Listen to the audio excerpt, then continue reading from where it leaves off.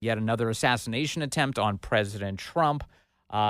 We ask all sorts of questions to the people who know, how do you prevent something like this? What led to this? And my next guest certainly knows a lot about the threat environment within the United States. He's spent his career trying to keep Americans safe. Mike Van Meter is here. He's a former Navy helicopter pilot, a 20-year FBI veteran, and now a Republican congressional candidate. Sir, good to have you with us. Hey, Vince. Thanks for having me. And Mike is running in the 11th Congressional District. Let me just start with your initial reaction to Sunday's news that an assassin wielding a Soviet rifle was this close to taking out President Trump. Well, it's interesting because just the day before I was speaking to a group in my district, a breakfast group, and I said in my speech that I did not think that the first attempt was going to be the last one. And I'll tell you right now, I still don't think that even Sunday was going to be the last. This is a problem. It's something that needs to be addressed. And I can assure you that if I'm elected to Congress, we are going to take a hard look at the Secret Service and the FBI, all of the federal agencies. And for those that are about ready to vote here or undecided, I can tell you this, that if Donald J. Trump is not elected, you can forget having any of these organizations refocused, restructured, and staffed properly. You can forget that. It's not going to happen.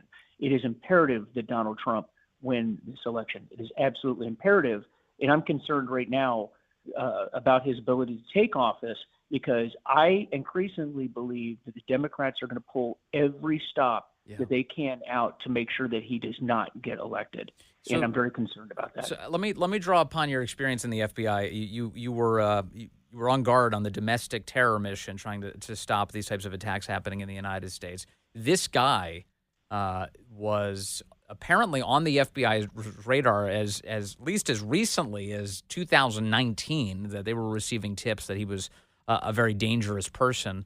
And yet here he is out in public trying to take a shot at Donald Trump at a golf course, just kind of hunkered into the hedges. A lot of people describing it originally as, he was in the woods. No, it's not like a forest. It's just a little hedgerow that he was hiding in, and he was sticking his gun out, again, trying to take a shot at President Trump, obviously. What do you make of the fact that this guy, first of all, was known to the FBI, and yet he was still able to try and conduct this attack that led to Sunday's events?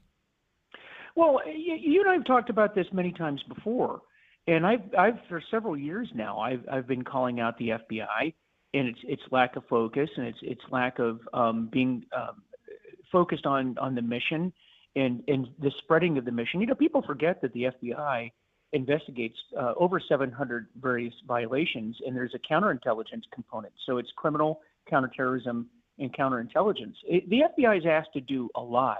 And then on top of that, when under the Mueller years, because that's really where the decline in the FBI started, was under Mueller, Comey takes a lot of heat, and deservedly so. But the degradation actually started under Mueller.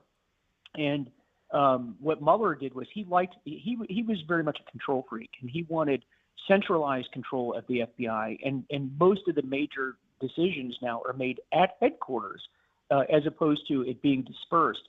Back when I first went in the FBI, individual field officers had a lot of leeway in how they operated, and that was taken away. And most major decisions now are made at headquarters, which is very cumbersome, and it's very difficult for agents to make independent decisions out in the field.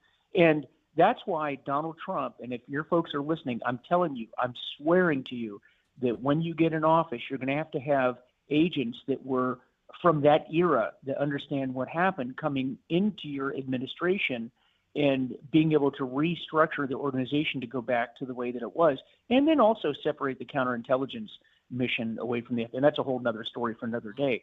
But we have to do that, or this is going to continue to happen, Vince. I'm telling you. And I don't think we've seen the end of it. I really don't.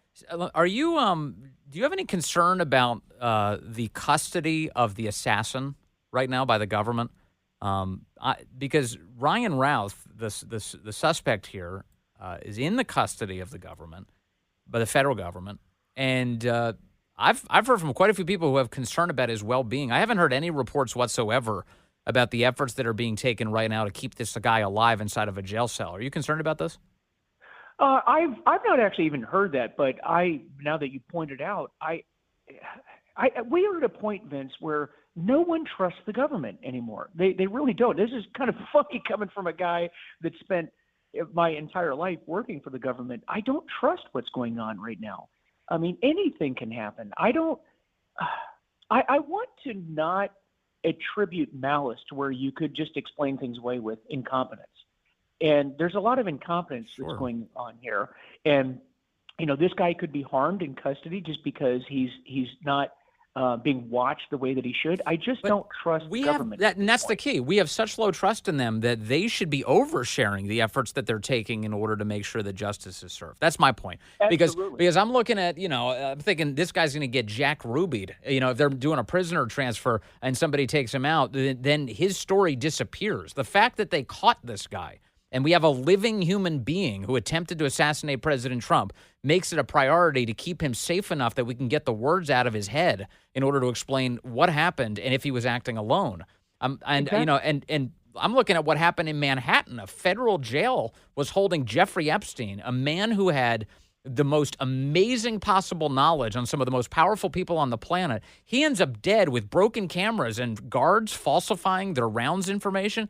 I'm not buying it. So I don't mean, again, I'm not trying to be conspiratorial beyond the fact that I don't trust the government here. And I'd like to know quite a bit about the efforts that they're undertaking in order to keep this guy alive, safe, and ready to testify. And we're supposed to believe that he's going to be safe, but yet you can't keep Donald J. Trump safe. Yeah, exactly. You can't. And by the way, Vince, and I just want to say something here about the Secret Service and what's going on. And if you can give me a couple minutes here, I'd like to discuss because the programming today on television and on the radio and on WMAL, it's been the Secret Service all day, every day. But I'm going to throw another little nugget out there that no one's talking about. My concern for the FBI, or for the Secret Service, rather, goes back many, many years, almost into the first year or two that I was in the FBI.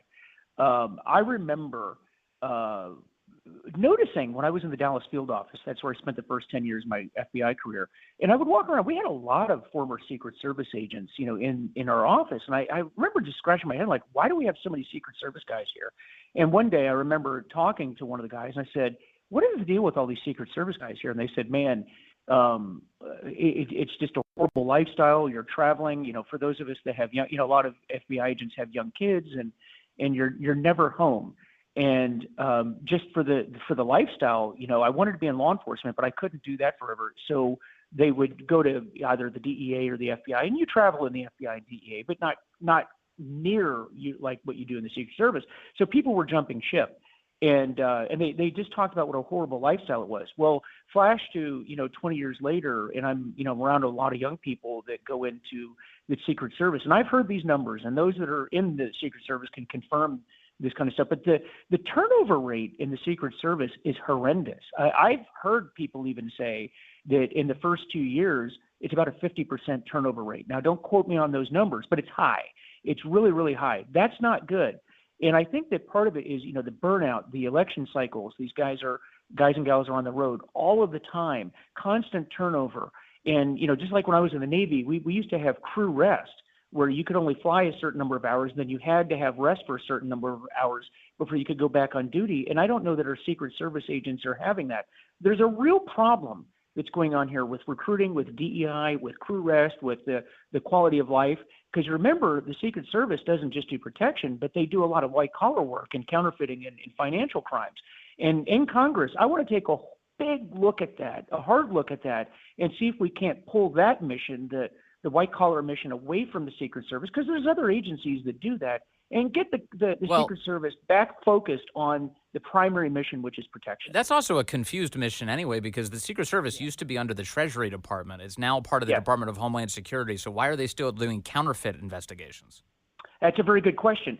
But just like I want to get the FBI refocused, I want to get the Secret Service refocused, because there's two parts here. And we've talked quite a bit about the leadership. We know the leadership is that's got to go, and Donald Trump will take care of that.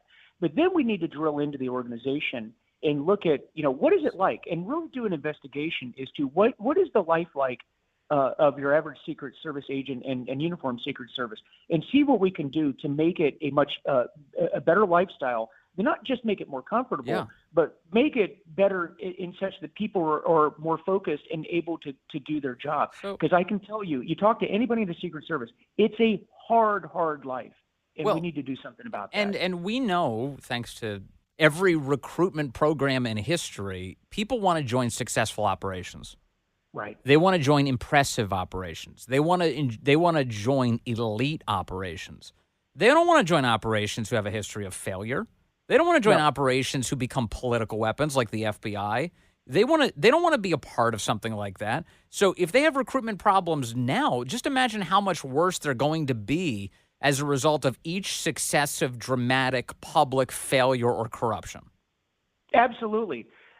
Well said. And that will be a mission of mine in Congress is I want all of our agencies, the CIA, the FBI, DIA, Secret Service, everything. I want them to be elite. I want them to have the best and the brightest. And you are going to be hired and trained based on your abilities, not your skin color or ideology. It is going to be the elite. We need to get that. The American people want that. The American people deserve that. And they better get their act together because I look, Vince, I'm on the campaign trail, and I could go on telling story after story of, just threats that come my way. We're running for Congress. I can't imagine what it's like for Donald Trump. It is a very volatile situation that we're in right now, and we must win this election. Early voting starts Friday, and people have to get out. Listen, if you're sitting on the sidelines and you've not developed your plan to vote, you need to do that now. You must get out and vote starting this Friday. Your opponent is Democrat Congressman Jerry Connolly. And I just checked. I was curious. I was like, what has he said about Donald Trump? What kind of rhetoric has he used to refer to President Trump? And here's one. This is from May of this year. He tweeted the following: Donald Trump is holding a dagger to the heart of American democracy. These are the words that Jerry Connolly says on Twitter. He thinks this is kind of normal political discourse. We've now seen 2 very public assassination attempts on President Trump. Do you have any message for your opponent here? Yeah. Well, Jerry, if you ever get the guts to come and debate me, we will talk about this. And talking about, listen to the language, putting a dagger to the heart of democracy. And you don't think that that's going to take somebody that's unstable, of which there are many. There are many. If you don't, I tell you what, run for office sometime and you go to different events and you'll find out how many people come towards you that have mental health issues. And when you go around and you start telling people that this man, Donald J. Trump, is going to be the end of democracy, that he's a Nazi, that people will die, that the country will implode, when you have that kind of rhetoric, what do you expect is going to happen? What do you think, Jerry, is going to happen? And you guys claim to be the party of peace, but you guys are all violence. Every single event that you can think of where there's been violence has been on the left. These are not red hat MAGA wearing people. All these shootings that occur in D.C., all the shootings that happen in Chicago, those are Democrats. Those are not Republicans. Okay? If I can put a Harris sign out in front of my yard, I'm fine. If I put a Trump sign out in front of my house, it's probably going to get vandalized and I'm going to be intact. And we all know that. We all know that. He contributes to this. Remember, this is the man, Jerry Connolly I'm talking about, that was co-sponsored a bill to rename a prison in Florida after Donald Trump. That's what he thinks of Donald Trump, and that's why he must be defeated. He absolutely must be defeated. Mike Van Meter, early voting for the general election begins this Friday in Virginia. What are your plans this week? What are your plans for Friday, and what should people know? Well, I will tell you this. We are going hard at it, and I want everybody to come out. And by the way, I heard, Vince, that you're going to be out at the government center here on Friday. I'm actually going to be out of town on Friday. I'm going to be in Ohio visiting my daughter who's running the Air Force marathon. She's an Air Force officer. Going to visit with her, come right back, and then we are going hard at the campaigning. We'll be out doing a whistle-stop tour of all the voting locations, meeting everyone, getting in front of as many groups as we can. And looking forward to it. It's exciting. We want people to get motivated. Yes. This is a critical election, and please come out and vote. And how get critical? Everyone that you know vote. How critical is the early vote, do you think, this election cycle? I think, okay, so Republicans are notorious for voting on Election Day, and I get that. I understand that. I actually am one of those people, but I'm begging you to come out and vote early. You know why? Because, as I mentioned earlier, the Democrats are going to pull out every stop. I think that there's going to be events between now and Election Day, whether it's electrical outages or, they lose ballots, they don't – who knows? Yeah, we can't leave it up to chance. No, you're right. We have to get the vote in early. Store that vote. Get it out early, because if anything, if life happens – look, life happens, events happen in your life, get it done. Yeah, no, I'd rather have I think you're doing that, Ben. Yeah, I'd rather have just Election Day paper ballots, let the voters get a complete look all the way through to Election Day. But look, I'm at the point where I'm saying this. I've seen enough. I'm voting for Trump, and that's happening this week, Friday. Thank you very much, Mike Van Meter. As always, sir, best of luck in your campaign. We'll talk to you again soon.